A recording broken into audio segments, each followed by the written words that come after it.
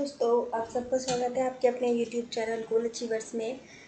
और हमारा जो टॉपिक हम पढ़ रहे थे वो था न्यूक्लियर रिएक्शन फिजिक्स में, और ये उस टॉपिक का है पार्ट 2 और इन टोटल अपना लेक्चर नंबर है 26। Now let me raise the canvas. This is our part 2। मैं मूव कर रही हूँ अपनी नेक्स्ट स्लाइड पे, कैनवास पे, अपने इस टॉपिक को आगे लेते हुए। लास्ट क्लास जो हमारा फर्स्ट हुआ था, मैं उसका एक बार आपको ब्रीफ दे देती हूँ। हमने क्या क्या पढ़ा था उसमें। हमने पढ़ा था कि हमारा न्यूक्लियर जो होता है रिएक्शन, उसमें जो न्यूक्लियस होता है उसका साइज़ क्या होता है एंड वो किससे कंसिस्ट होता है, वो कैसे एक बैलेंस करता है अपने आप को, किस वजह से होता है कि वो पूरा बैलेंस रहता है। एंड उसके बाद हमने उसकी न्यूक्लियस रेडियाई देखी थी, हमने देखा था उसकी स्टेबिलिटी कितनी होती है, and then Einstein mass equation भी देखा था हमने। यहाँ से हम अपना आज का टॉपिक दोबारा स्टार्ट करते हैं। आइंस्टीन साहब का एनर्जी मास इक्वेशन। अच्छा, एक स्टूडेंट हैं, नाम तो उन्होंने नहीं लिखा है यूट्यूब चैनल पे, उनका नाम है साइलेंट स्क्रीम। तो वो शायद टेलीग्राम ग्रुप ज्वाइन करने का कोशिश कर रहे हैं, मगर वो ज्वाइन नहीं कर पा रहे हैं। कुछ लिंक बता रहा है वो कि इनवैलिड है, और मतलब शायद वो उस लिंक से ज्वाइन नहीं कर पा रहे। तो आप ना एक काम कीजिए, आप कोई और प्रीवियस वीडियो का एक बार लिंक ट्राई करके देखिए, क्योंकि काफ़ी बच्चे हैं टेलीग्राम पे ऑलरेडी जुड़े हुए, और उसी लिंक से उन लोगों ने ज्वाइन किया है। मैंने लिंक में कोई भी चेंज नहीं किया है, वही सेम ही लिंक मैं हमेशा अपलोड करती हूँ। तो आप लोग प्लीज़ ट्राई करके, आप स्क्रीन साइलेंट स्क्रीन जो है आपका यूट्यूब नेम, आप प्लीज़ उस पर ट्राई करके देखिएगा। किसी और लिंक से शायद हो जाएगा, और एक दो लोगों ने तो आज भी ज्वाइन किया है। तो उसी आप किसी और वीडियो पे जाके ना वहाँ से लिंक ट्राई करके देखिएगा। या फिर एक चीज़ मैं बोलूँगी बाकी स्टूडेंट्स के लिए, कि अगर आप में से कोई उनकी हेल्प कर सकता है, तो आपने जिस भी लिंक का यूज़ करके ज्वाइन किया था, अगर आप में से कोई उस लिंक को प्रोवाइड करवा सकता है उनको, तो प्लीज़ करवा दीजिए। नाम यूट्यूब चैनल पर है उनका साइलेंट स्क्रीन। इनका कई बार मैसेज आया मेरे पास टेलीग्राम ग्रुप पे, मगर ये ज्वाइन नहीं कर पा रहे हैं, शायद लिंक नहीं वर्क कर रहा है, क्या प्रॉब्लम आ रहा है। तो please any of you please help him या हर, जो भी हैं ये, इनको प्लीज़ लिंक प्रोवाइड करवा दीजिए। मैंने कोशिश किया प्रोवाइड करवाने का, लेकिन जो मैंने दोबारा लिंक प्रोवाइड किया उससे भी नहीं ज्वाइन कर पा रहे हैं। डोंट नो क्या इशू आ रहा है। तो प्लीज़ आप इसको एक बार ट्राई कर लीजिएगा।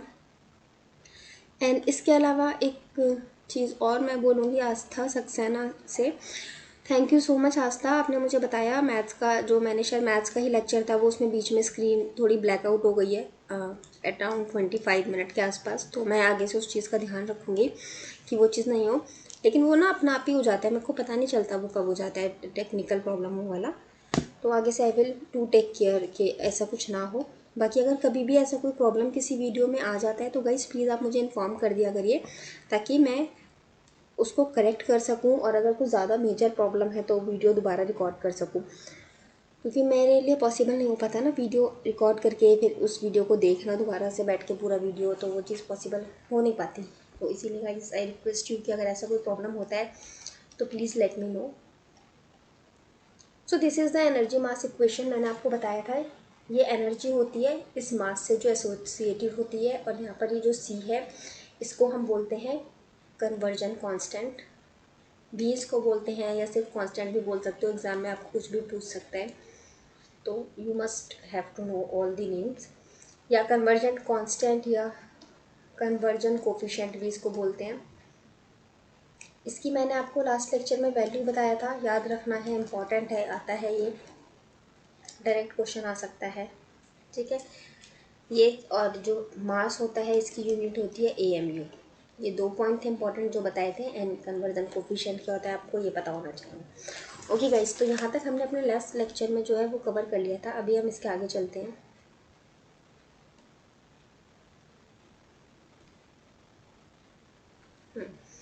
तो अभी अपना नेक्स्ट जो टॉपिक है वो है न्यूक्लियर बाइंडिंग एनर्जी। आप में से किसी को पता है बाइंडिंग एनर्जी क्या होता है? अगर पता है तो वीडियो पॉज करके रिपीट करिए, अपना आप डेफिनेशन बोलने का कोशिश कीजिए। देखिए, बाइंडिंग एनर्जी क्या होता है कि मैंने आपको क्या बताया था कि ये हमारा न्यूक्लियस होता है, ठीक है। यहाँ पर ये प्रोटॉन्स हैं, ठीक है। एंड अपना न्यूट्रॉन्स है, इलेक्ट्रॉन्स तो बाहर अपना शेल्स में रोटेट करता है। तो हमारा ये जो बाहर वाला प्रोटॉन होता है ना, ये क्या होता है, ये इतना ज़्यादा टाइटली एम्बेडेड नहीं होता है इसके साथ, और ये हमारा थोड़ा फोर्स वगैरह इम्बैलेंस होने की वजह से ये हमारा यहाँ से निकल जाता है। ये जो इससे बाहर निकला है ना, तो जो एनर्जी इस प्रोटॉन को, इस न्यूक्लियस को छोड़कर बाहर आने के लिए चाहिए होती है, वो हमारी इक्वल होती है बाइंडिंग एनर्जी की। तो बेसिकली बाइंडिंग एनर्जी क्या होता है आपका, binding energy of a nucleus, nucleus की बाइंडिंग एनर्जी होती है is the energy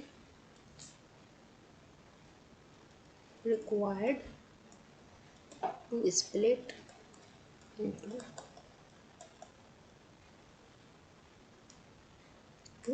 into its nucleons।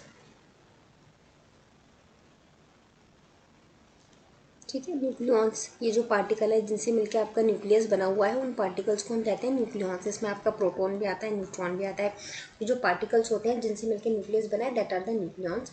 तो आपका ये जो न्यूक्लियॉन होता है, इसको स्प्लिट मतलब अलग होना, इन न्यूक्लियस को अलग करने के लिए, तोड़ने के लिए, निकालने के लिए जितनी एनर्जी की ज़रूरत होती है, उसको हम क्या बोलते हैं, बाइंडिंग एनर्जी। तो ये हमारी बाइंडिंग एनर्जी कितनी होती है, हमारा ए एनर्जी इक्वल्स टू mc²। यहाँ पर डेल एम क्या होता है, ये अभी हम आगे पढ़ेंगे तो मैं आपको बताऊंगी। वैसे हम इस डेल एम को क्या बोलते हैं, ये हमारा मास डिफेक्ट इसको हम बोलते हैं। ठीक है, मतलब चेंज इन मास जो आपका आ रहा है वो मास डिफेक्ट, मैं आपको लिख ही देती हूँ डेल एम। अब मास डिफेक्ट क्या होता है, इसको हम कैसे कैलकुलेट करते हैं, ये अभी मैं आपको बताऊंगी। पहले आप ये देख लीजिए कि बाइंडिंग एनर्जी क्या होती है, यह आपको अच्छे से समझ में आ जाना चाहिए। बाकी इसको कैलकुलेट करने का फॉर्मूला है, वो भी आपका ये होता है डेल ऑफ एनर्जी। मैंने इसलिए लगाया क्योंकि इस डेल का मतलब बेसिकली क्या होता है, चेंज। ये जो ट्राइंगल आप देखते हैं इसका मतलब चेंज होता है। बाकी पूरा ये डेल एम को हम बोलते हैं मास डिफेक्ट। मास डिफेक्ट क्या होता है ये मैं अभी आपको समझाऊंगी आगे। तो इससे हमारी जो एनर्जी, इस मास डिफेक्ट से जो एनर्जी एसोसिएटेड होती है, उसको भी हम रिप्रेजेंट करते हैं डेल ई से, मतलब चेंज इन एनर्जी से।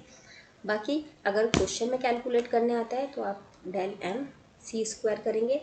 इसकी जगह हो सकता है आपको क्वेश्चन में मास डिफेक्ट वर्ड दिया हुआ हो इंस्टीड ऑफ मास, तो ये मास डिफेक्ट ही वैल्यू है टोटल। और मास डिफेक्ट वर्ड नहीं दिया है तो उसको फिर कैलकुलेट करना पड़ेगा। कैसे करेंगे वो भी मैं आगे आपको समझाऊंगी। तब तक आई होप ये बाइंडिंग एनर्जी क्लियर हो गया होगा कि हमारा जो एक न्यूक्लियॉन होता है, इसको न्यूक्लियस से बाहर निकालने के लिए हमारी जितनी एनर्जी की ज़रूरत होती है, रिक्वायर्ड होती है, उसे हम क्या बोलते हैं, बाइंडिंग एनर्जी। ओके, फॉर्मूला हमारा ये आ गया। ठीक है, इतना आपको क्लियर हो गया होगा गाइस। एक सेकेंड, आपको बाइंडिंग एनर्जी अच्छे से समझ में आ गया होगा। अब एक स्टूडेंट है, उन्होंने एक डाउट पूछा था जो वहाँ बता पाना पॉसिबल नहीं था, फिर मुझे ये भी लगा कि शायद ये कई बच्चों को ये वाला डाउट आता होगा, तो इसलिए मैंने सोचा यहाँ पर आपको समझा देती हूँ, ज़्यादा अच्छे से समझ में आ जाएगा। आपका न्यूक्लियस और न्यूक्लियॉन्स में क्या डिफरेंस होता है। ठीक है, तो गाइस देखिए इसमें कुछ अलग चीज़ नहीं है। देखिए ये हमारा सपोज है एक एटम, ये हैंग क्यों कर रहे हैं ना, ये एटम के शेल हो गए आपके।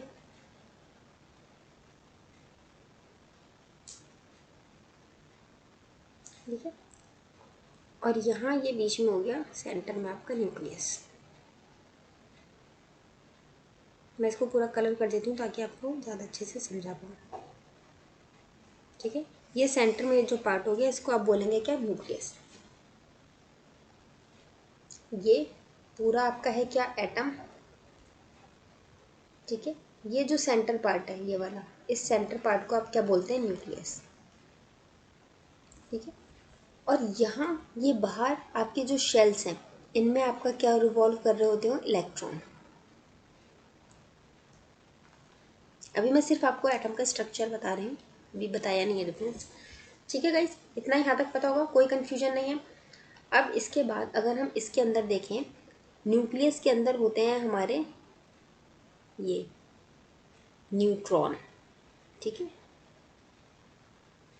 इसको मैं बोल देती हूँ न्यूट्रल न्यूट्रॉन, क्योंकि ये न्यूट्रल होते हैं, कोई चार्ज नहीं होता।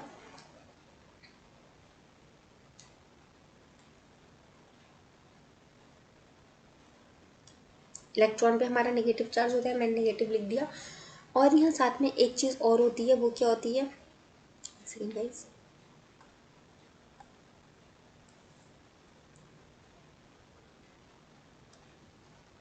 यहाँ पे और तक लगेगा,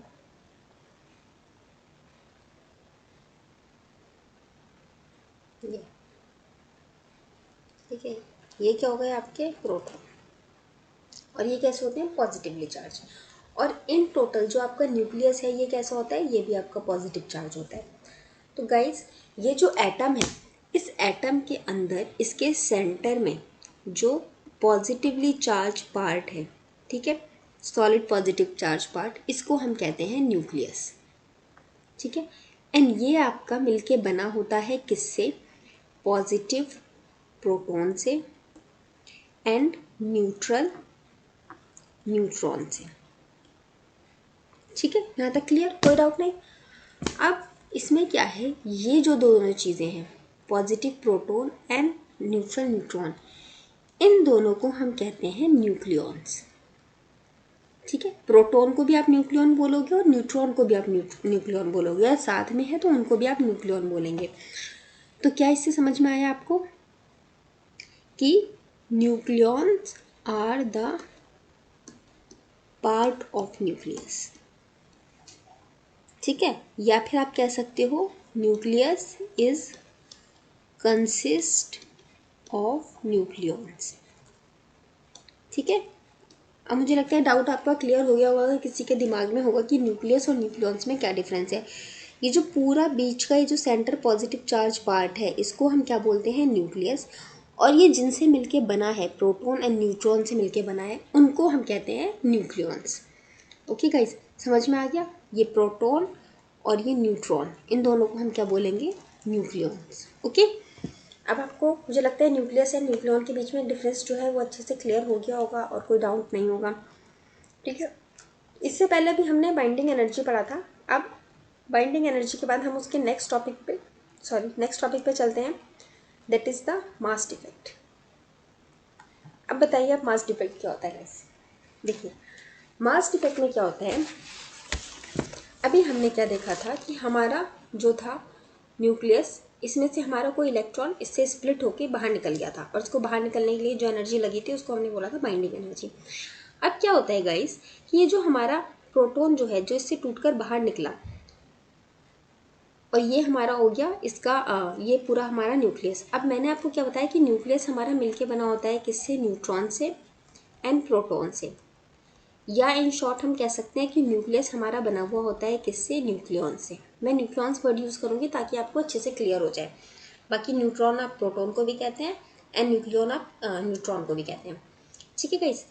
तो आपका क्या होता है, जो न्यूक्लियस होता है वो किससे मिलके बना है, न्यूक्लियॉन से। लेकिन एक्चुअल में क्या होता है कि ये जो न्यूक्लियॉन्स होते हैं, मान लीजिए वो जितने भी न्यूक्लियॉन्स से मिलके बना हुआ है, उनका जो सम होता है वो हमेशा ज़्यादा होता है आपके न्यूक्लियस के मास के सम से, ठीक है, समझे बात। इसका मतलब कि आपका एक न्यूक्लियस है सपोज, इसका जो मास होगा वो हमेशा कम होगा किससे, जितने भी न्यूक्लियॉन से ये मिलके बना होगा। अगर सपोज ये 10 न्यूक्लियॉन के मास से मिलके बना है और हर न्यूक्लियॉन का जो मास है वो 1 था, मान लीजिए हर न्यूक्लियॉन का मास 1 था और ये 10 न्यूक्लियॉन से मिलके बना, तो 10 × 1, तो इसका मतलब 10 हो गया। तो अब इस न्यूक्लियस का मास कितना होना चाहिए था, 10 होना चाहिए था, लेकिन 10 नहीं होता है, कितना रह जाएगा, चाहे तो 9 होगा, चाहे तो 9.9 होगा, 9 के जितना गैप नहीं आएगा, 1 का गैप नहीं आएगा, 9.9 इतनी थोड़ा सा चाहे गैप है, कुछ भी हो, लेकिन न्यूक्लियस का मास हमेशा लेस होता है किससे, जिन न्यूक्लियॉन से वो मिलके बना है उनके मास से। तो ये जो गैप आता है ना मास का, ये जो गैप है मास का, गैप ऑफ मास, इसको हम क्या कहते हैं, मास डिफेक्ट, ठीक है। अब इसको आप इमेजिन करके थोड़ा सा समझिए। आप ना यार गाइस सिर्फ रट्टा वाला मत समझिया करिए, जो भी मैं पढ़ाती हूँ उसको इमेजिन करके पढ़ा कीजिए, क्योंकि मैं बहुत स्लो पढ़ाती हूँ इसीलिए, ताकि आप लोग बहुत अच्छे से समझ पाएँ। जैसे मान लीजिए ये हमारे बहुत सारे न्यूक्लियॉन्स थे, कोई इसमें से कोई इसमें से न्यूट्रॉन है, कोई इसमें से प्रोटॉन है, ये सब एक दूसरे के पास आए, क्लब हुए और ये एक बड़ा सा इन्होंने न्यूक्लियस यहाँ बना दिया।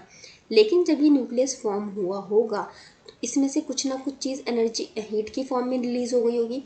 हीट की फॉर्म में अगर कोई चीज़ रिलीज़ हुई है, इसमें से एनर्जी लेकर गई है, तो वो एनर्जी जो है वो किससे बनी थी?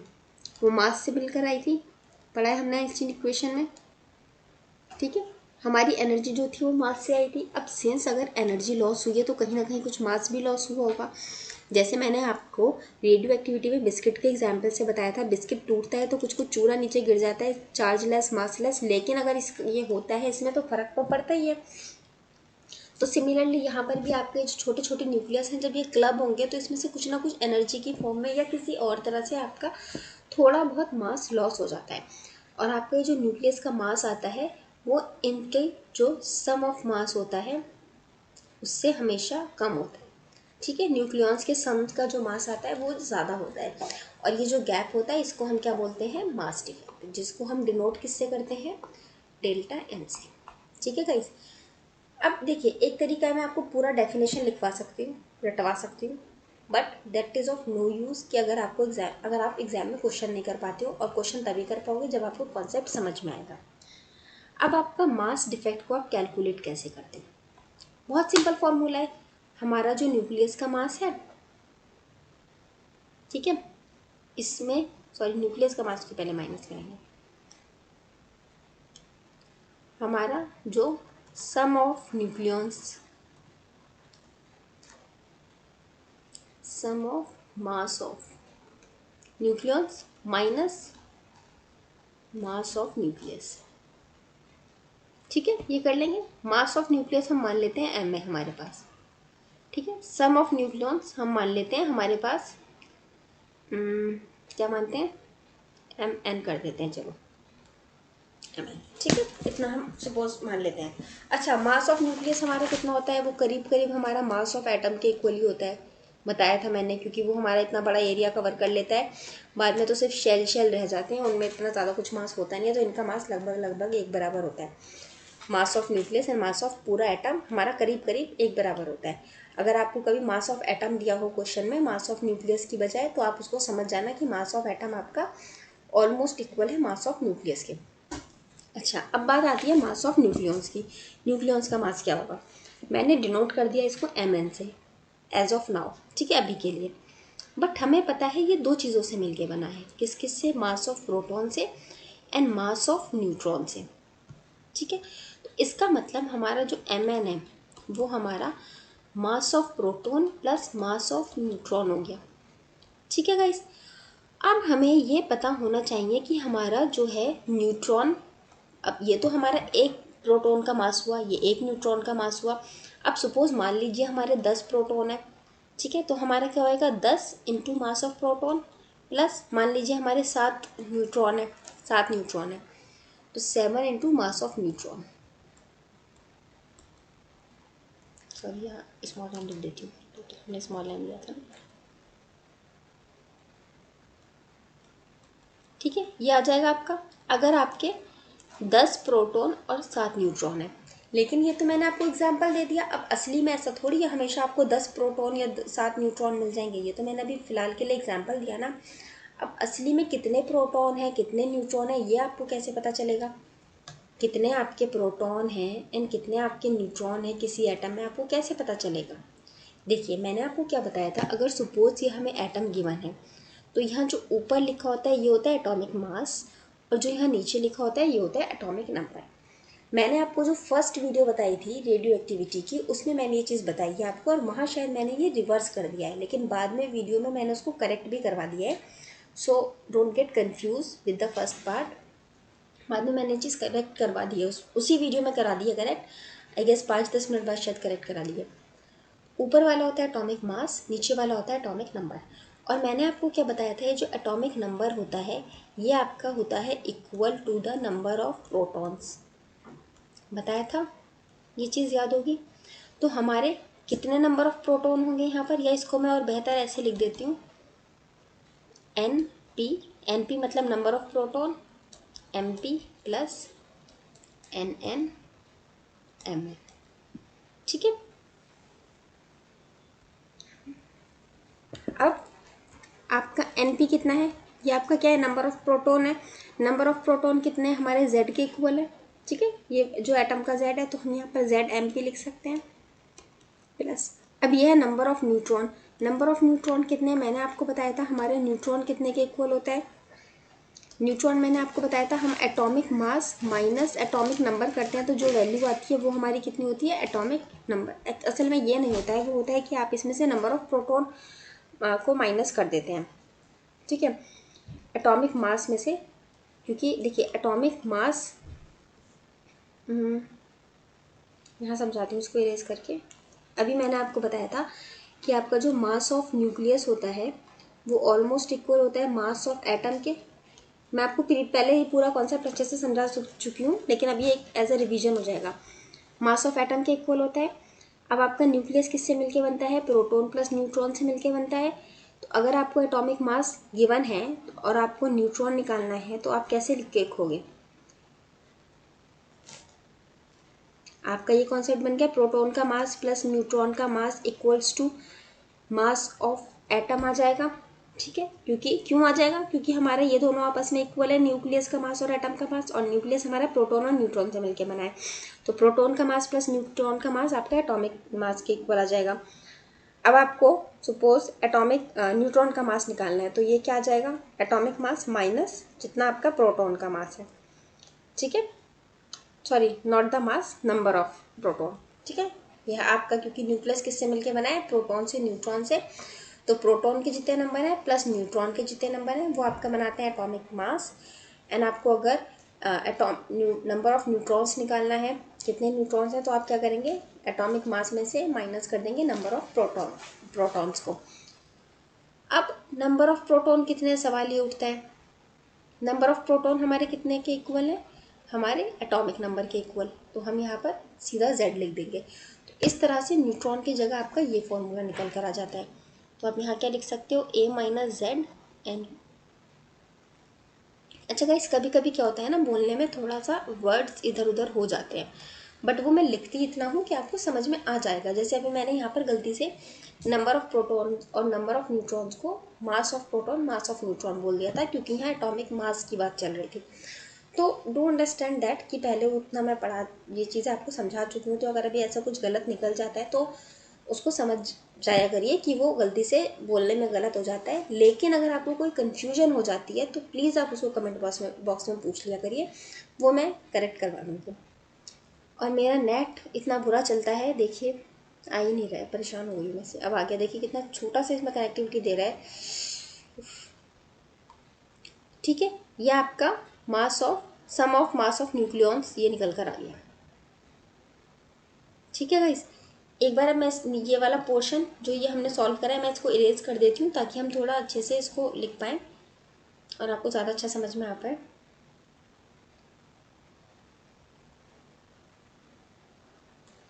तो अभी हमने जो सॉल्व किया, let me change the pen. So देखिए, मास ऑफ न्यूक्लियॉन्स हमारा कितना हुआ, हमारा number of proton into mass of proton, ठीक है। प्लस आप क्या करेंगे इसमें, number of neutron into mass of neutron, ठीक है। यह क्या, माइनस मास ऑफ न्यूक्लियस, हम इसको MA मान लेते हैं क्योंकि हमारा एटॉमिक मास के इक्वल होता है, ओके। अब जब हमने इसको सॉल्व किया था तो हमारा नंबर ऑफ प्रोटॉन कितना निकल कर आया था, हमारा नंबर ऑफ प्रोटॉन अगर आप लोग को याद होगा तो ZMP, Z आया था हमारा एटॉमिक नंबर के इक्वल आया था नंबर ऑफ प्रोटॉन, और ये मास of proton plus number of neutron कितने आए थे, atomic mass minus atomic number into MN minus हमारा मास ऑफ न्यूक्लियस, ठीक है गाइस। ये आपका क्या होता है, मास डिफेक्ट। अब मुझे लगता है आपको मास डिफेक्ट का फॉर्मूला बहुत अच्छे से क्लियर हो गया होगा। अब आपको ये रटने की ज़रूरत नहीं पड़ेगी, वरना क्या होता है इसको रटना इज़ डिफ़िकल्ट थिंग, ठीक है। अब आपको ये समझ में इतने अच्छे से आ गया होगा, मुझे लगता है कि अब आपको ये रटना नहीं पड़ेगा, और अगर रटना नहीं पड़ेगा तो आप इस पर बेस्ड क्वेश्चंस बहुत आराम से कर लेंगे, ठीक है। अब अगर मैं आपको एक क्वेश्चन दूँ,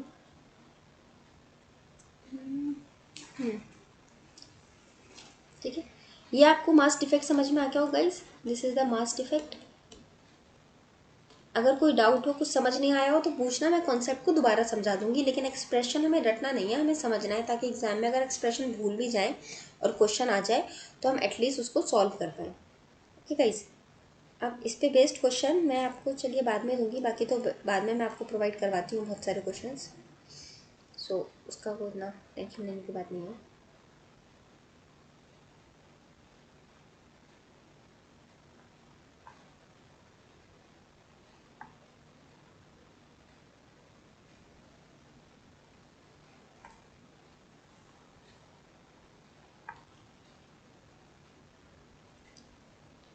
हाँ, एक सेकेंड, एक मैं सीरियस कर देती हूँ तो। अब हमारे पास जो हम अपना अगला टॉपिक पढ़ेंगे इससे रिलेटेड, अब हम चलते हैं अपने इस टॉपिक पे, दैट इज़ आपका न्यूक्लियर फिजन एंड फ्यूजन वाला टॉपिक। ये बहुत इंपॉर्टेंट है for your GS part 2, and इसके लिए तो है इम्पॉर्टेंट, लेकिन जीएस में भी आपको ये चीज़ पूछा जाता है।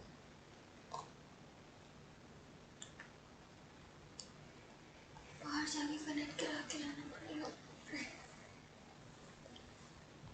Okay guys, and now this is the question, आपका नेक्स्ट टॉपिक। एक क्वेश्चन दे देती हूँ बस, चलिए ठीक है, आप इसको सॉल्व करने का कोशिश करना, देखती हूँ कौन कौन कर पाता है, या चलिए मैं ही करा देती हूँ एक क्वेश्चन तो आपको क्लास में सॉल्व। आपको क्वेश्चन क्या दिया है, द मास डिफेक्ट। ओके, अभी मैंने आपको न्यूक्लियर फ्यूजन पढ़ाया नहीं है ना, पर ठीक है, इसमें उस क्वेश्चन में ज़रूरत नहीं है। फ्यूजन या फ्यूज़न के कोई भी आपको उसका पता होने की इतना ज़्यादा नीड नहीं है for this question only. For nuclear fusion reaction is 0.05%, 5 है ये। Okay, what amount of energy will be liberated, sorry for the writing guys क्योंकि जल्दी लिखना पड़ता है, 1 kg फ्यूजन रिएक्शन। ठीक है, तो ये है आपका क्वेश्चन, इसे आप करके बताइए सॉल्व। चलिए मैं आपको करा देती हूँ ये क्वेश्चन ताकि आपको समझ में आ जाए। आप लोग वीडियो पॉज करके एक बार खुद ट्राई करना, अगर नहीं होगा तो फिर आगे वीडियो बढ़ा के सब चेक कर लेना। देखिए इस क्वेश्चन में आपको क्या दिया है, मास डिफेक्ट गिवन है आपको, ठीक है, और आपको निकालना क्या है, आपको निकालना है अमाउंट ऑफ एनर्जी जो आपका 1 kg के फ्यूजन रिएक्शन के लिए यूज होगी। तो सबसे पहले आपको इस क्वेश्चन में क्या करना है, हमें पता होना चाहिए कि हमारा इन टोटल जो है वो मास डिफेक्ट हुआ कितना है। देखिए बेसिकली यहाँ पर आपसे क्या बोला जा रहा है कि अगर आपका फ्यूजन रिएक्शन होता है ना तो आपका, अच्छा गाइस मैं आपको फ्यूजन पढ़ा देती हूँ, तभी पढ़ाऊँगी, क्योंकि फ्यूजन क्या होता है, फिजन क्या होता है, आपको पता नहीं होगा तो आप कर नहीं पाओगे इस क्वेश्चन को। क्वेश्चन यही है, आगे मैं इसको सॉल्व करवा दूँगी, तब आप वीडियो को बैक करके देख लेना इस क्वेश्चन के लिए, तब तक मैं आगे आपको पढ़ा देती हूँ, ठीक है। एंड जब हम फ्यूजन पढ़ लेंगे, न्यूक्लियर फ्यूजन का रिएक्शन क्या होता है, then we will come to this question again.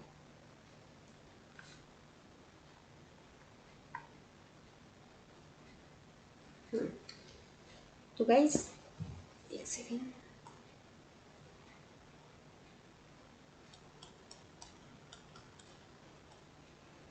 Nuclear fission पहले हम पढ़ते हैं, ठीक है। अब अगर आप में से कोई जानता है, एक तो ना यार इस रिकॉर्डेड क्लास में दिक्कत इतनी ज़्यादा है ना कि क्लास से लाइव इंटरेक्शन ही नहीं हो पाता।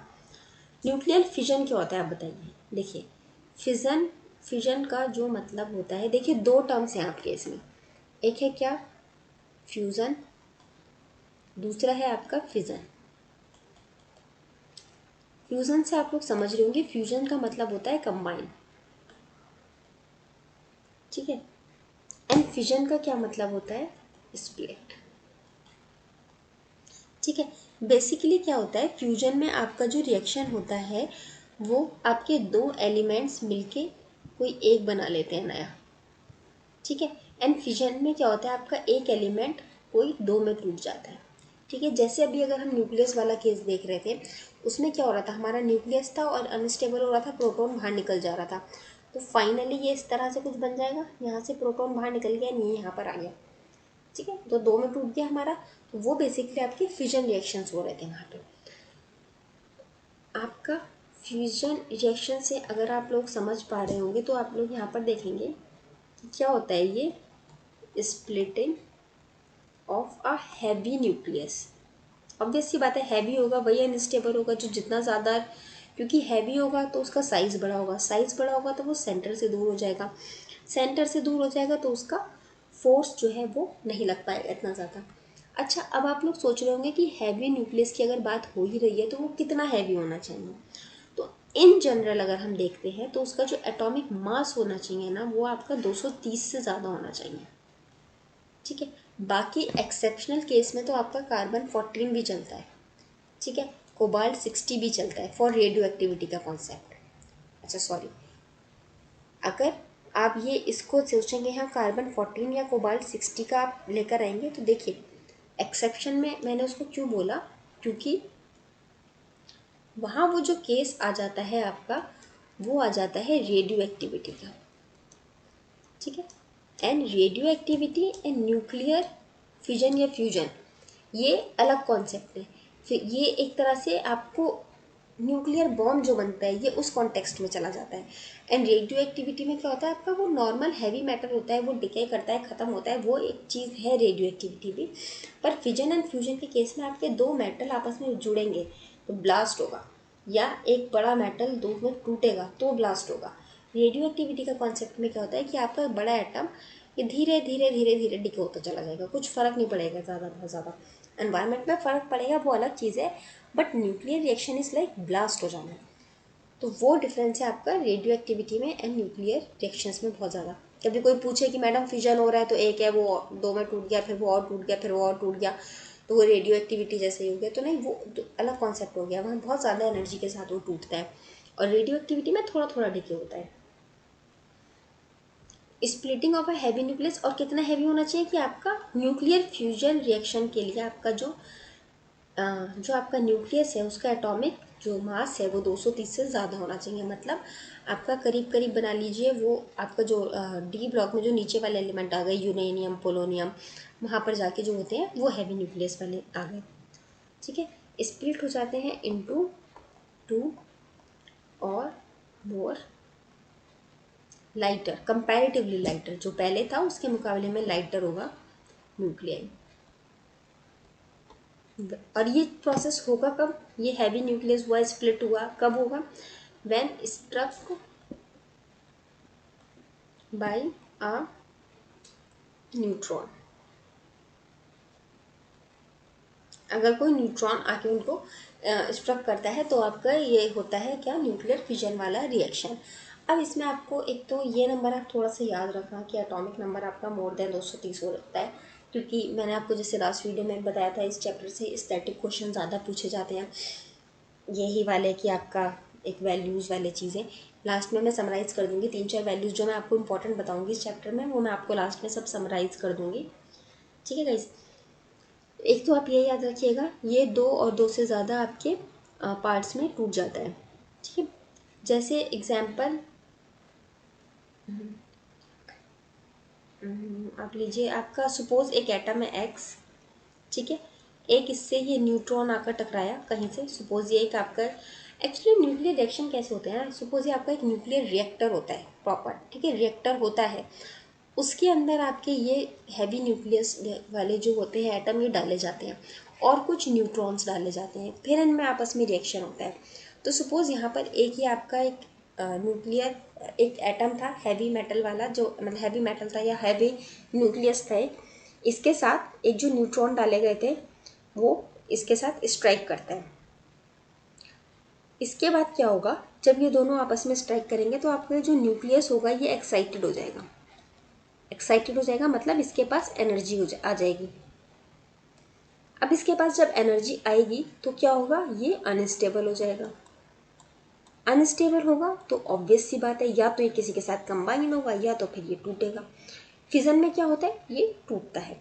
तो तो टूटता किस में है, ये आपका मान लीजिए दो और छोटे इलेक्ट्रॉन्स में, छोटे न्यूक्लियॉन्स में टूट गया, न्यूक्लियाई में, sorry not the nucleons, nuclei में टूट गया। और साथ में क्या होगा, कुछ ना कुछ आपकी एनर्जी हीट की फॉर्म में निकल जाएगी, और ये जो एनर्जी निकलेगी ये आपका साथ में कुछ ना कुछ इसकी वजह से आपका मास डिसअपियर हो जाएगा इस एनर्जी की वजह से। ठीक है गाइस, तो ये जब ऐसे टूटा तो साथ में कुछ एनर्जी को लेके साथ में निकल गया। इसको हम क्या बोलते हैं, हमारा बताइए प्रोसेस हो गया आपका न्यूक्लियर फिजन का। अब यहाँ से आपको एक कॉन्सेप्ट दिमाग में आ रहा होगा कि ये हमारा अगर एटम दो में टूट रहा है तो इसका मतलब इनका मास जो है एनर्जी की फॉर्म में निकल गया है, तो कुछ ना कुछ मास में चेंज हो गया। तो एक तो यहाँ मास डिफेक्ट का कुछ ना कुछ कॉन्सेप्ट लगेगा, क्या लगेगा आगे बताऊँगी। बाकी मेन आप ये चीज़ याद रखिए कि आपका एक एटम होता है, उस पर एक न्यूट्रॉन स्ट्राइक करता है, एटम के पास एनर्जी आती है जिससे वो अनस्टेबल होता है एंड फाइनली छोटे छोटे पार्ट्स में टूट जाता है। अब ये जो छोटे छोटे पार्ट्स में टूटता है, सवाल आता है कितने पार्ट्स में टूट सकता है। ठीक है, मैं इस पोर्शन को अच्छा इरेज नहीं करती हूँ, यही लिखती हूँ, इरेज कर दूँगी ना तो वो बात खत्म हो जाएगी क्वेश्चन की। बाकी समझाने के लिए मैं आपको दोबारा एक बार चाहे लिख दूँ, यहाँ लिखती हूँ। अब आपका बात आता है कि ये जो आपका स्प्लिट हुआ ना, ये कितने नंबर में स्प्लिट होगा। ठीक है, इसको हम बोलते हैं, जो स्प्लिट होता है ना, इनको हम बोलते हैं सेकेंडरी न्यूट्रॉन्स या टर्शियरी न्यूट्रॉन्स या secondary neutrons, basically secondary neutrons बोलते हैं। तो ऑन एन एवरेज हमारे ज़्यादातर जितने सेकेंडरी न्यूट्रॉन्स बनते हैं उनका नंबर होता है 2.5। ठीक है, ऑन एवरेज हमें इतने सेकेंडरी न्यूट्रॉन मिलते हैं, average of the average number of secondary neutrons is 2.5। देखिए, एक तो ये मिल गया, एक ये मिल गया, दो हो गए, कुछ मास की फॉर्म में रिलीज हो गया। कभी कभी हमारा थोड़ा ज़्यादा रिलीज होता है, कभी कम, तो इसको ऑन एन एवरेज 2.5 कंसीडर किया जाता है। एक नंबर हमें ये मिल गया कि हमारा average number of secondary neutrons कितना होता है, 2.5। ठीक है, अब दूसरा मैंने आपको बताया था मास डिफेक्ट का कॉन्सेप्ट।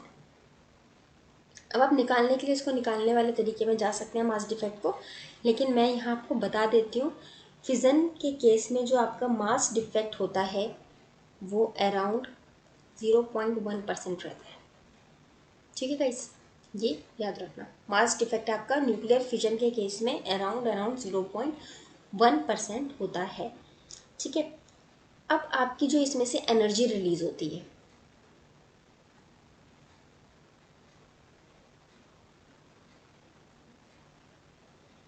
जो एनर्जी रिलीज हो रही है, या हम कह सकते हैं क्यूकी फॉर्म में जो एनर्जी, ये जो यहाँ पर ये रिलीज हुई है एनर्जी, साथ में इसका 93% तो काइनेटिक एनर्जी की फॉर्म में चला जाता है, जो बाद में आप ये एटम टूट कर आए, ये मूव करेंगे, कोई कहीं जाएगा, किसी तरह से एनर्जी में यूज होगा।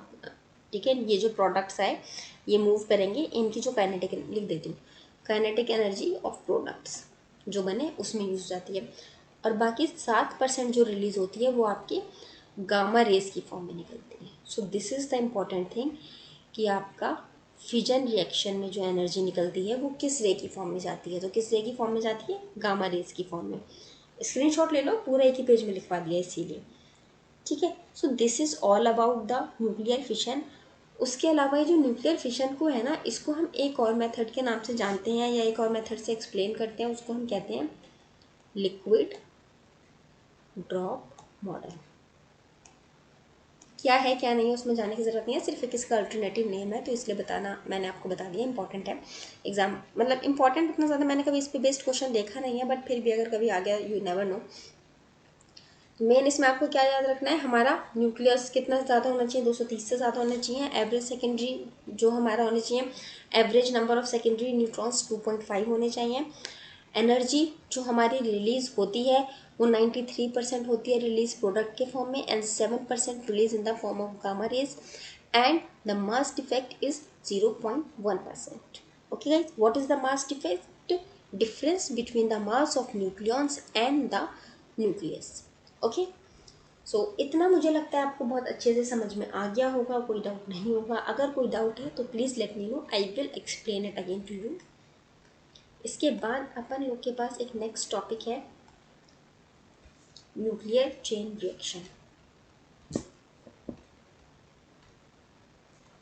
Nuclear chain. Nuclear chain reaction क्या होता है गाइस?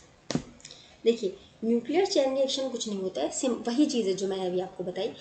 क्या बताया मैंने आपको कि आपका एक न्यूक्लियर रिएक्टर होता है, ठीक है, इसमें कुछ हैवी न्यूक्लियस डाले जाते हैं एंड साथ में कुछ न्यूट्रॉन डाले जाते हैं, ठीक है। अब सपोज एक हैवी न्यूक्लियस आपका डाला गया एक्स और साथ में डाले गए कुछ न्यूट्रॉन, इन दोनों के बीच में रिएक्शन हुआ, आपका एक्साइटेड हुआ, अनस्टेबल हुआ और स्प्लिट हो गया।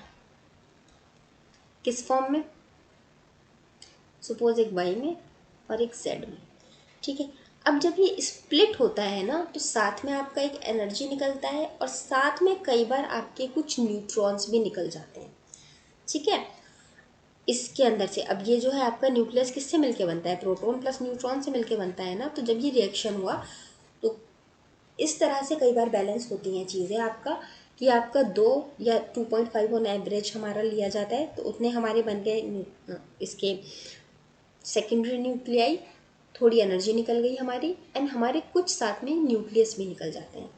इससे क्या होता है, अब सपोज अब आप ये सब मान के चलो कि ये रिएक्शन इस चेम्बर के अंदर हो रहा है, या एक सेकेंड,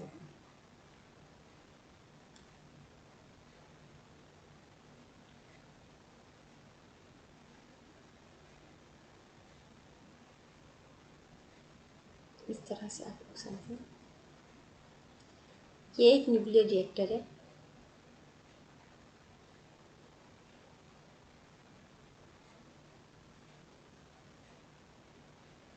वैसे तो मुझे पता है आप लोगों ने 11th-12th में ये सब चीज़ें पढ़ी होंगी, 11th-12th में बहुत अच्छे से समझाया जाता है सब, अभी तो बस मैं आपको एग्ज़ाम पॉइंट ऑफ व्यू से समझा रही हूँ।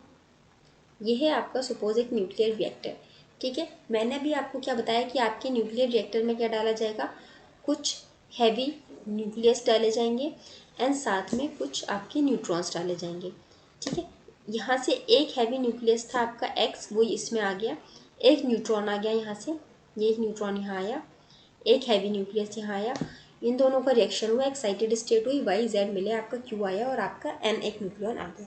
अब मैंने क्या बताया आपको, कुछ बहुत सारे ये हैवी न्यूक्लियस डाले गए हैं, एक्स एक्स बहुत सारे डाले गए हैं, बहुत सारे न्यूट्रॉन्स डाले गए हैं। अब क्या होगा, ये न्यूट्रॉन आपका कोई और दूसरे हैवी मेटल के साथ जाके पेयर करेगा एंड देन फिर अगेन सेम वही चीज़, एक्साइटेड होगा, अनस्टेबल होगा एंड देन स्प्लिट कर जाएगा और दूसरे पार्ट्स में, ठीक है, दूसरे न्यूक्लियस में, साथ में एनर्जी रिलीज़ करेगा और हो सकता है कुछ न्यूक्लियस भी रिलीज़ करे। अब यहाँ से न्यूक्लियस आया, अब ये न्यूक्लियस जाके किसी और से टकराएगा, तो ऐसे केस में न्यूक्लियस जाके किसी और से टकराएगा, तो अब ऐसे केस में न्यूक्लियस नहीं, न्यूट्रॉन, एनएस न्यूट्रॉन। अब ऐसे केस में क्या होता है, इस सिचुएशन में हमें क्या होता है, अगर हमें सिंपल एक सपोज यहाँ रिएक्शन कराना है, हमने इसमें हैवी न्यूक्लियस डाले और इसमें कुछ न्यूट्रॉन्स डाले, रिएक्शन हो गया आपका, एक रिएक्शन हो गया। दूसरा रिएक्शन कराने के लिए फिर हमने एक न्यूक्लियस डाला अपना हैवी न्यूक्लियस और एक न्यूट्रॉन डाला, फिर यहाँ दूसरा रिएक्शन हो गया। हर बार हमें एक न्यूट्रॉन यूज़ करना पड़ रहा है। ऐसे न्यूक्लियर रिएक्टर में आपको यही फ़ायदा होता है कि आपने एक सपोज आपने हैवी मेटल डाल दिए कुछ और एक न्यूट्रॉन दे दिया कहीं से भी, इसको सिर्फ एक बार इस पर स्ट्राइक करा दिया, वो एक न्यूट्रॉन जाके किसी भी एक हैवी मेटल के साथ पेयर कर जाएगा। उसके पेयर करने के बाद आपका ये पूरा प्रोसेस रिलीज़ होगा और साथ में वो ऐसा नहीं है सिर्फ एक न्यूट्रॉन रिलीज़ करता है, वो 3-4 न्यूट्रॉन रिलीज़ करता है। सपोज एक न्यूट्रॉन अगर 3 न्यूट्रॉन रिलीज़ करता है, तो ये तीन न्यूट्रॉन क्या करेगा, जाके आपके 3 और हैवी मेटल के साथ रिएक्ट करेगा, फिर ये आपका फर्दर और डिवाइड होंगे, ठीक है। तो इस तरह से ये क्या हो गया, एक तरह से पूरा चेन बन गया। फिर यहाँ से भी एक न्यूट्रॉन होगा, ये फिर आगे जाके किसी और से रिएक्ट करेगा, इस तरह से क्या होगा, ये एक पूरा चेन बन जाएगा आपका। अब सपोज ये एक्स एक्स की बजाय यहाँ पर आपका जो गिरता है वो है यूरेनियम 235, यूरेनियम 235 एंड 92, ठीक है।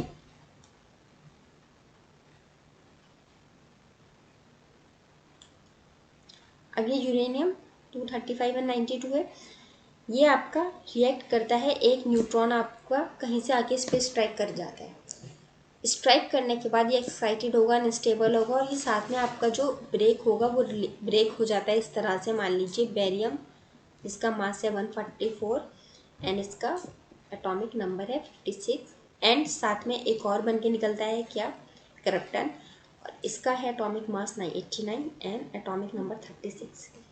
अब इनको ये बैलेंस करने के चक्कर में साथ में क्या निकालता है, 3 न्यूट्रॉन और कुछ एनर्जी। ठीक है, एक सेकेंड, एक सेकेंड।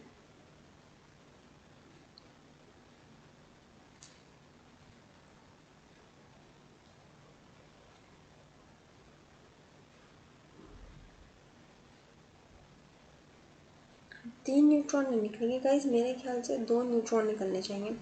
देखिए कैसे पता चलेगा, 235 है ना, ये हमारा एटॉमिक मास है, ये नंबर ऑफ न्यूट्रॉन और इससे मिलकर आना है।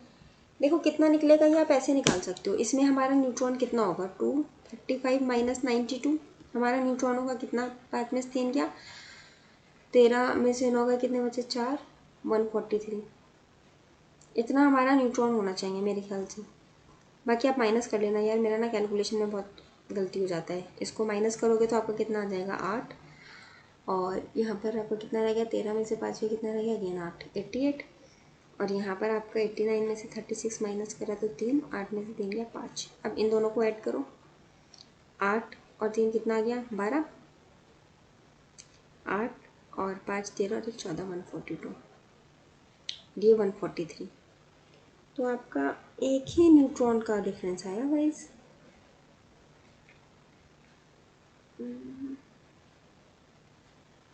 ठीक है, चलिए हम एक न्यूट्रॉन ही ले लेते हैं, लेकिन वो ना कुछ इस तरह से बैलेंस होती हैं चीज़ें कि आपका 3-4 न्यूट्रॉन निकल जाता है साथ में। ये मैंने बिल्कुल एग्जैक्ट मैथमेटिकल फिगर लेके आपको समझा रही हूँ, इसलिए नहीं हो रहा है वो। बाकी अगर आप चैम्बर में देखेंगे तो चीज़ें इस तरह से अरेंज होती हैं कि आपके एक से ज़्यादा न्यूट्रॉन वो रिलीज़ करता है। लेकिन चलिए मान लीजिए अभी एक न्यूट्रॉन भी निकलता है, हमने एक, अच्छा सॉरी, देखिए एक हमने ये स्ट्राइक करवाया था न्यूट्रॉन, एक ही निकल गया न्यूट्रॉन। एक हमने ये स्ट्राइक करवाया था जो एक्साइटेड करा, जिसने हमारे इसको यूरेनियम को इन पूरा प्रोसेस हुआ, बाद में ये वाला भी बच गया ना, तो ये भी एक आ जाएगा एक्स्ट्रा, 2 न्यूट्रॉन हो गए अब हमारे पास। एंड अब ये रिएक्शन आगे प्रोसीड करवाएगा हमारा किसके साथ, कोई और यूरेनियम 235 जो हमने और डाले होंगे उसके साथ पेयरिंग करके, एंड फर्दर इस प्रोसेस को रिपीट करवाएगा। अब जब आगे रिपीट कराएगा तो आपका फिर से आपका बेरियम बनेगा, क्रिप्टन बनेगा, साथ में एक न्यूट्रॉन निकलेगा और 2 न्यूट्रॉन ये वाले आ जाएंगे, पेयर अप कर लेंगे तो 3 न्यूट्रॉन हो जाएंगे और साथ में एनर्जी निकल जाएगा। ओके, तो इसी तरह से प्रोसेस आपका चलता रहेगा और इस पूरे प्रोसेस को हम कहेंगे न्यूक्लियर चेन रिएक्शन। ठीक है, और क्या होता है, अब सपोज ऐसा नहीं है ये यूरेनियम 235 फिर ख़त्म हो जाएगा तो आपका ख़त्म हो जाएगा, नहीं, फिर ये इसके साथ पेयरिंग कर, इसको एक्साइटेड करके अनस्टेबल करके करेगा, फिर बेरियम को करेगा। एक तरह से ये आपका नॉन स्टॉपेबल प्रोसेस बन जाता है और ये प्रोसेस होता ही रहता है, और जितनी बार रिएक्ट करता है उतनी बार एनर्जी रिलीज़ करता है, एंड फाइनली ये आपका रिजल्ट करता है किसमें, न्यूक्लियर बॉम्ब, या फिर आप कह सकते हो एटॉमिक बॉम्ब जो होता है ना, जो हिरोशिमा नागासाकी के ऊपर गिरा था, वो एटॉमिक बॉम्ब। तो आपको उसका प्रोसेस समझ में आ गया कैसे काम करता है। ये छोटा सा न्यूट्रॉन जो आप, जिसको आप अपनी आंखों से देख भी नहीं सकते, कितनी तबाही मचा सकता है ये। So this is the thing. और ये जो चेन रिएक्शन होता है ना, ये देखने में समझाने में टाइम लग रहा है, इसको पूरा होने में प्रोसेस को 10⁻⁻⁶ सेकेंड लगता है सिर्फ। दिस इज़ अ फैक्ट, ये पूछेगा नहीं एग्जाम में, आई डोंट थिंक ये पूछेगा, but I am just telling you कि 10⁻⁻⁶ सेकेंड सिर्फ लगता है इस पूरे प्रोसेस में, और आपका एटॉमिक बॉम्ब बन के तैयार, पूरा का पूरा शहर उड़ सकता है। That much dangerous technology is this. लेकिन अब आप इसको आप अच्छी जगह पे भी यूज़ कर सकते हैं, जैसे हमारे यहाँ यूज़ होता है, इंडिया में कहाँ यूज़ होता है बताइए, आप में से किसी को पता हो तो। इतनी देर से मैं बता दूँ आप लोग को, न्यूक्लियर रिएक्टर्स में। ठीक है, न्यूक्लियर रिएक्टर्स में यूज़ होता है, जिससे हमें क्या मिलता है, इलेक्ट्रिसिटी। अब आप लोग का सवाल उठना चाहिए कि सर न्यूक्लियर रिएक्टर में अगर इसको यूज़ करते हैं और ये नॉन स्टॉपेबल प्रोसेस है और ये चलता रहे मैम, तो फिर एंड ऑफ द डे हमारा इतनी ज़्यादा एनर्जी हो जाएगी प्रोड्यूस कि आपका रिएक्टर ब्लास्ट हो सकता है। लेकिन नहीं होता है, क्यों नहीं होता है, तो गाइस उसमें क्या होता है ना, आपका रिएक्टर के अंदर बहुत सी चीज़ें लगी हुई होती हैं, लाइक कंट्रोल रॉड लगा होता है, कूलेंट्स लगा होता है। कंट्रोल रॉड क्या करता है, कुछ चीज़ों को एब्जॉर्ब कर लेता है, न्यूट्रॉन्स की स्पीड स्लो कर देता है, ताकि वो पेयर अप ना कर पाएँ। तो उस तरह से चीज़ों को मेंटेन किया हुआ होता है, तो बैलेंस किया हुआ होता है, तब आपका न्यूक्लियर रिएक्टर बनता है एंड देन उससे इलेक्ट्रिसिटी आपकी प्रोड्यूस होती है। तो मुझे लग रहा है ये आपको न्यूक्लियर चेन रिएक्शन समझ में आ गया होगा अच्छी तरह से। Check the time. बताइए, न्यूक्लियर चेन रिएक्टर आपको अच्छे से समझ में आ गया। अब इसके बाद हम एक नेक्स्ट टॉपिक पे चलते हैं, वो है आपका क्रिटिकल साइज या फिर आपका क्रिटिकल मास भी आप उसको बोल सकते हैं। गाइस ये समझ में आ गया, मैं इसको इरेज कर देती हूँ। न्यूक्लियर चेन रिएक्शन और न्यूक्लियर चेन रिएक्टर का मैं भी आपको पढ़ाऊंगी आगे, उसमें क्या क्या चीज़ें होती हैं। ज़्यादा उसमें कुछ नहीं पढ़ना है आपको, उसके स्ट्रक्चर वगैरह नहीं पढ़ना है, सिर्फ एक दो चीज़ें, वो आपका जीएस पार्ट के लिए भी इंपॉर्टेंट होता है, उसको हम देख लेंगे। लेकिन उससे पहले we first have to do this critical size या फिर मास भी कह सकते हो।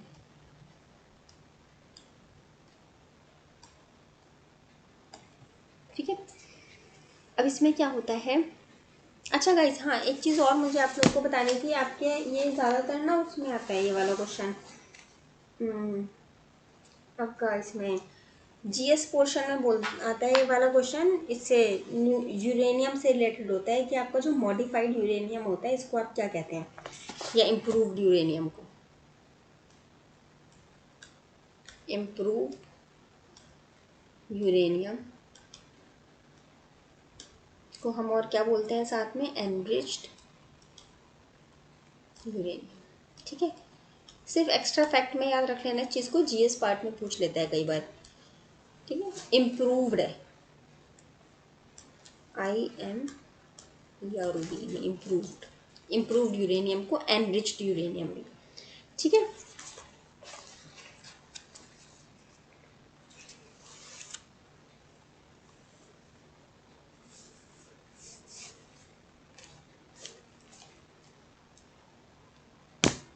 अच्छा गाइस, अब क्रिटिकल साइज पे अगर हम आते हैं तो क्या होता है। देखिए, क्रिटिकल साइज आपका क्या होता है ना, ये आपका यूरेनियम के सैंपल का जब आपका जो रिएक्शन स्टार्ट होता है, तो आपका पूरा प्रोसेस होता है जब स्टार्ट, तो इसमें कुछ न्यूट्रॉन्स लॉस भी होते हैं एंड कुछ बच भी जाते हैं। तो जो आपके लॉस्ट न्यूट्रॉन है, वो जो आपका प्रोड्यूस हो रहा है फिशन रिएक्शन में, जो लास्ट में हमारे न्यूट्रॉन प्रोड्यूस हो रहे थे ना, ये हमेशा प्रोड्यूस्ड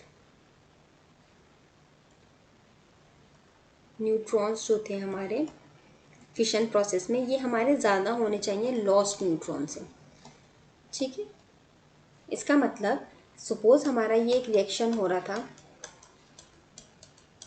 ठीक है, तो ये जो हमारे प्रोड्यूस हो रहे थे न्यूट्रॉन, ये हमेशा हमारे ज़्यादा होने चाहिए। अगर हमारा इसमें सपोज ये न्यूट्रॉन लास्ट में नहीं बचता और ये हमारा डिज़ोल्व हो जाता या ख़त्म हो जाता, तो हमारा लास्ट में जो न्यूट्रॉन बचा आ रहा है आपके पास, ये हमेशा आपके ज़्यादा होने चाहिए आपके इस लॉस्ट न्यूट्रॉन से। ठीक है, अगर ये आपके ज़्यादा होंगे तभी आपका जो चेन रिएक्शन है सस्टेन कर पाएगा। ठीक है, अब मान लीजिए अगर ये कम हो गए या ये ख़त्म हो गए, ठीक है, तो आपका क्या होगा, अगर ये ख़त्म हो जाएंगे तो आपका फिर वो आगे से वो स्ट्रक ही नहीं करेगा, या स्पीड स्लो हो जाएगी, कुछ इस तरह का हो जाएगा। तो क्या होगा, आपका जो यूरेनियम से वो जाके स्ट्राइक करेगा नहीं और आपका आगे का रिएक्शन फर्दर कुछ भी चलेगा नहीं। तो हमेशा आपके प्रोड्यूस न्यूट्रॉन जो है वो लॉस्ट न्यूट्रॉन से ज़्यादा होने चाहिए। This is just for your knowledge, ताकि आपको पता चल जाए कि क्या होता है। अब सवाल आता है, आपका रिप्रोडक्शन फैक्टर एक होता है, या फिर क्रिटिकल फैक्टर भी बोलते हैं। मैं इसको सिर्फ फैक्टर आपको लिखवा देती हूँ, डिनोट करते हैं कैसे। या चलिए रिप्रोडक्शन फैक्टर लिख दीजिए। रिप्रोडक्शन मतलब वो कितना और बार बार उसमें प्रोड्यूस हो सकता है। तो ये आपका क्या होता है, रेट ऑफ आपका प्रोडक्शन ऑफ न्यूट्रॉन्स, मतलब आपके कितने न्यूट्रॉन्स प्रोड्यूस हो रहे हैं, divide by rate of loss of neutrons. अच्छा गाइज, आप में से कोई स्टूडेंट था वो नोट्स के लिए कह रहे थे फिजिक्स के। देखिए गाइज, मैथ्स के नोट्स तो फिर भी एक बार को प्रोवाइड करवाए जा सकते हैं, क्योंकि क्वेश्चन होता है उसका डायरेक्ट सोल्यूशन होता है। फिजिक्स के नोट्स में प्रॉब्लम ये है ना कि मैं खुद नहीं लिखती हूँ, जब आपको समझा रही होती हूँ मैं सिर्फ टॉपिक का नाम नोट कर लाती हूँ, ताकि कुछ मिस ना हो जाए मुझसे। उसके अलावा बस टॉपिक पढ़ के मैं आपको समझाती हूँ, ताकि अच्छे से समझा सकूँ। अगर टॉपिक का नाम भी नहीं लिख कर लाऊंगी तो कई बार चांसेस रहता है कि कुछ मिस हो जाए, दिमाग में से कुछ छूट जाए, इसलिए मैं टॉपिक का नाम लिख कर ले आती हूँ और आपको समझा देती हूँ। उसके बाद मैं खुद नोट्स नहीं बना रही हूँ। स्टार्टिंग के चैप्टर्स के मैंने बनाए थे, लेकिन ना वो फिर मैंने इसीलिए छोड़ दिए वो बनाना, क्योंकि एक तो मेरा बहुत टाइम उसमें जाता था नोट्स बनाने में, एंड मेरे पास उतना टाइम निकल नहीं पाता था नोट्स बनाने वाला।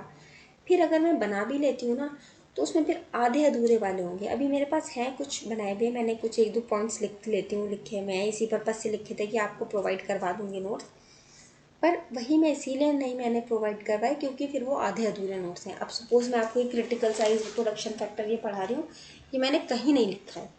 ये सिर्फ जो न्यूक्लियर रिएक्टर पढ़ाया, उसके बाद उसमें चेन रिएक्शन पढ़ाया, तो उससे ये याद आ गया मुझे, ये इससे फिर ये वाला टॉपिक याद आ गया। तो ये ऐसे हो रहा है, ठीक है, एक फ्लो में चीज़ें चल रही हैं, मैंने कहीं नोट डाउन नहीं करी हूँ। दैट्स वाई मैं आपको नोट्स नहीं प्रोवाइड करवा पाई। बाकी देखती हूँ अगर पॉसिबल रहेगा तो करवा दूँगी।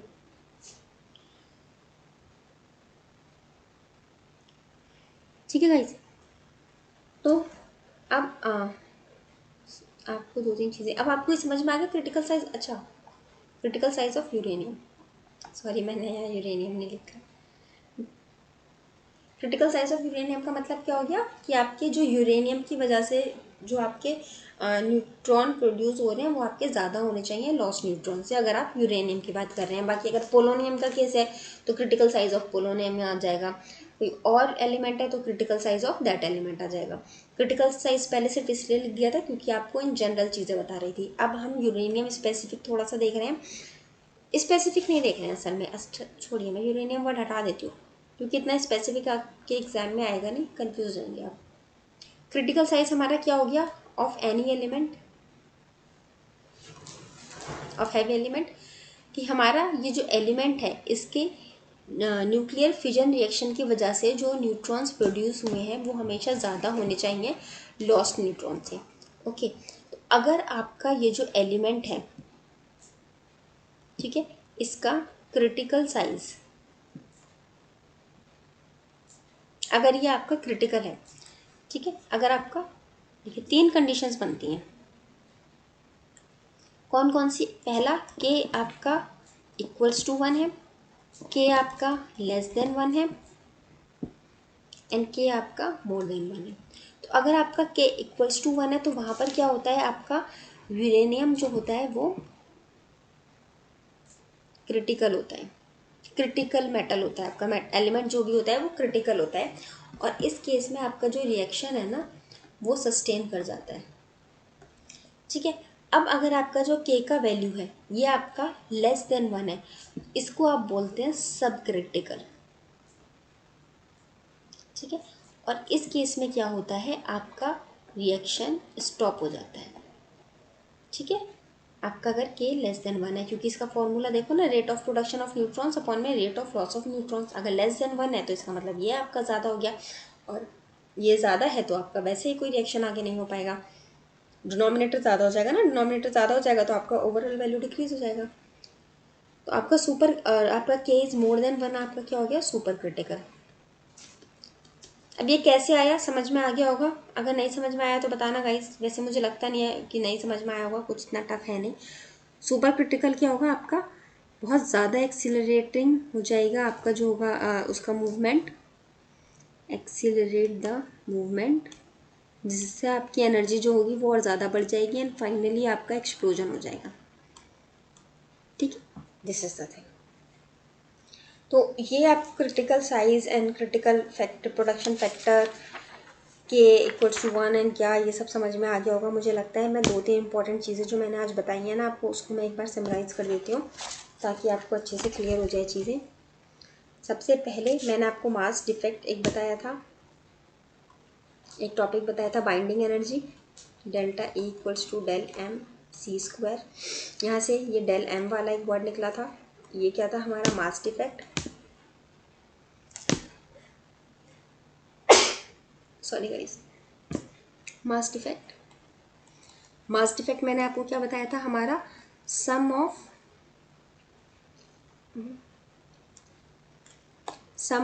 न्यूक्लियॉन्स, न्यूक्लियॉन्स में था हमारा प्रोटॉन का मास प्लस हमारा न्यूट्रॉन का मास माइनस हमारा न्यूक्लियस का मास, ठीक है, या फिर एटॉमिक मास। मास डिफेक्ट निकल गया था। इसके बाद हमने नेक्स्ट टॉपिक जो पढ़ा था वो था हमारा न्यूक्लियर फ्यूजन। इसमें हमने क्या देखा था, हमारा एक एलिमेंट था वो 2 से ज़्यादा में टूट गया था। कब? जब इसके ऊपर न्यूट्रॉन ने स्ट्राइक किया था, न्यूट्रॉन आया था और साथ में इसमें कुछ हमारी एनर्जी भी रिलीज हो गई थी। ठीक है गाइज, अब हमारा सवाल इसमें सबसे पहले क्या उठा था कि हमारा कितने टूटेंगे, हमारा कितने पार्ट्स में टूटा होगा। तो ये जो हमारा टूटा होगा इसको हम बोलेंगे average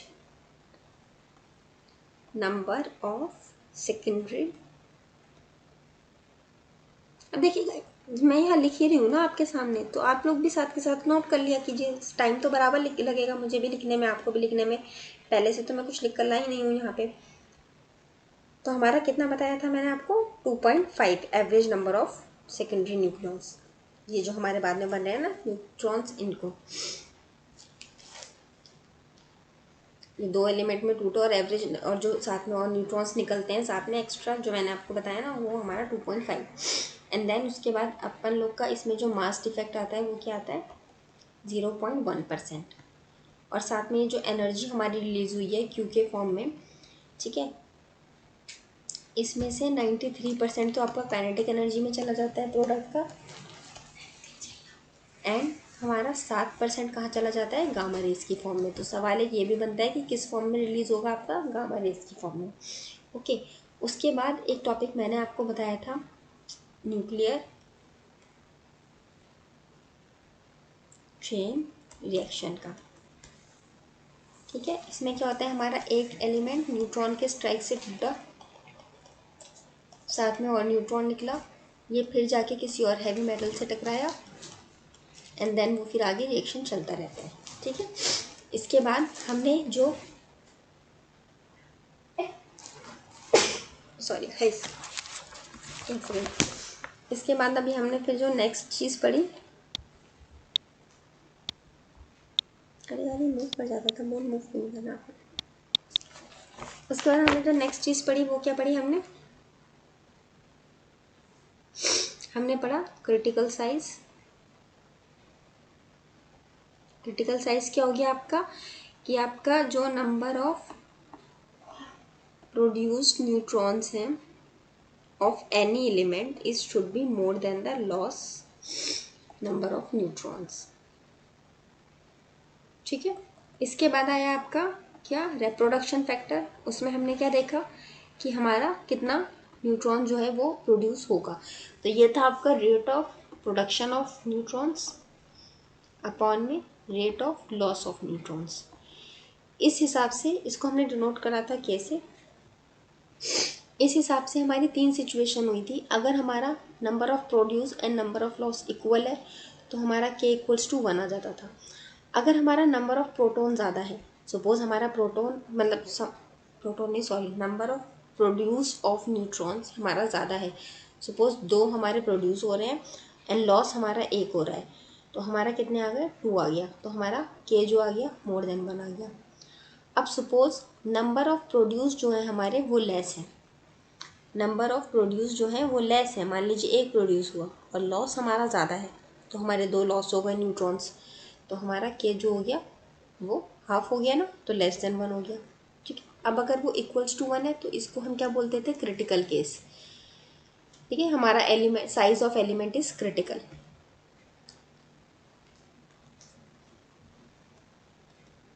size of element is critical. अब क्रिटिकल के केस में क्या होता था आपका?